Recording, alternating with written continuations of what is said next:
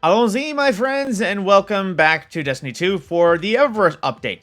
So, you log in, and of course, there's the usual thing. They're advertising new exotic ornaments, Galar foam, all sorts of different stuff that is across. But of course, that is still everything available for silver right off the bat. So, if you wish to get something for free, air quotes, now here is how you go about it. So we have Royal Treatment, a shader from Season of the Arisen, which if I recall correctly is literally just like Keitel style, where it's just kind of, it's hard to say, but it's like a weird oily purple and then all that.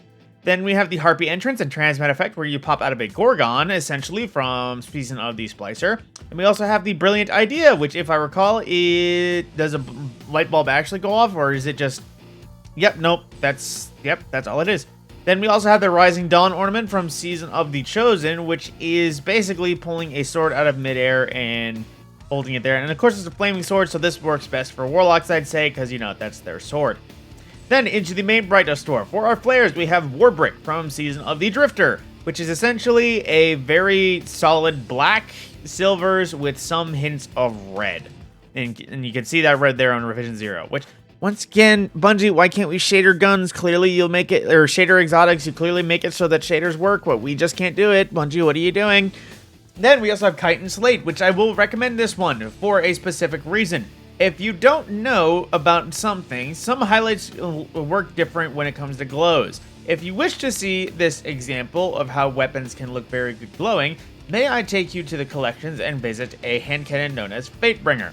So, I use this almost exclusively on my Fatebringer when I find it, but let's see, there it is, Fatebringer Time Lost. When you put on Kite and Slate on a Fatebringer, it has a very cool look that I feel like is not easily found. Now I gotta remember, where is it? Let's see, and here we go, Kite and Slate. So we have a traditional Time Lost Fatebringer, equip that, solid black and red glowing. It looks a lot better on weapons than it does on armor, if I do say so myself. So I definitely recommend this for any of the Vault of Glass weapons or anything that comes with a certain kind of glowing. But that being said, aside from my personal bias, moving on, we have Iridescent Coral from Season of the Undying, which, if I recall, is essentially a very metallic holographic blue, which, looking at my gauntlets and my boots, it kind of just looks like a disco. Then we also have Butterbark from Season of the Arrivals, which turns your armor to wood and your guns into wood. Not gonna lie, it doesn't look half bad, but it's very situational. Then into our transmats, we have the Twin Stake effects from Season of the Drifter, which is pretty cool and animated when you look at it, but it's pretty simple aside from that. We also have the Cabal Shield Breaker from Season of the Dawn, which is you popping out of a... I suppose which is supposed to be a Cabal Riot Shield, but I'm not exactly sure.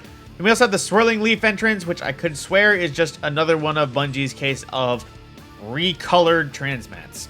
Then into the rest of the things. So, we have the Glaive Mistake emote from Season of the Arisen, which is where you pop a glaive in the ground and hilariously try to lean on it and just kind of fall over. Then we also have the Couch Nap emote, which is you taking a nap. Which you can use this anytime somebody is taking forever to return for a raid encounter, and that would probably work very well. I mean, so the Trust Worked Clipper from last season's Team of Plunder. This was the 3D carbon effect or the skeletonized set. Pretty good looking ship, if I don't...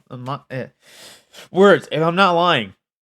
At the same time, it's pretty simple in its look, and usually, if I recall, shader a little bit weird. Wow, wait, did Seraphim Cloak even change its color at all?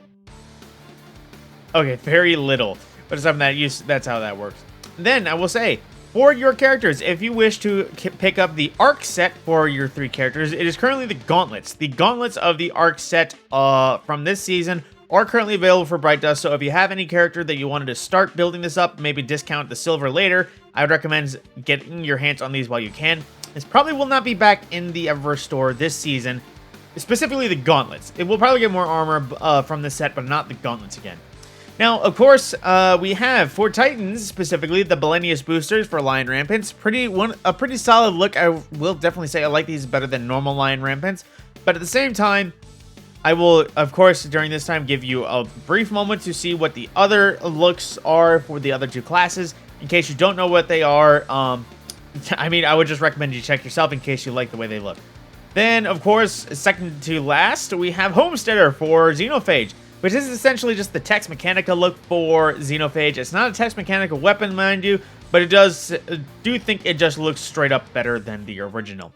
And lastly, as usual, we have the Infinity Door projection, which is the usual ghost projection that is always last on this list because it is the most useless. Now, aside from that, it is everything available for Eververse. Now, like I said, some things are class specific. You won't find them on other classes in case you wanted to buy them. Now, as well, a lot of that in there is something I'd get your hands on now for Bright Dust because it's a very good case that aside from like shaders and transmats, they will not be back anytime soon for Bright Dust. I will emphasize this every week. My name is Matt Scorpion. I will see you in the next video.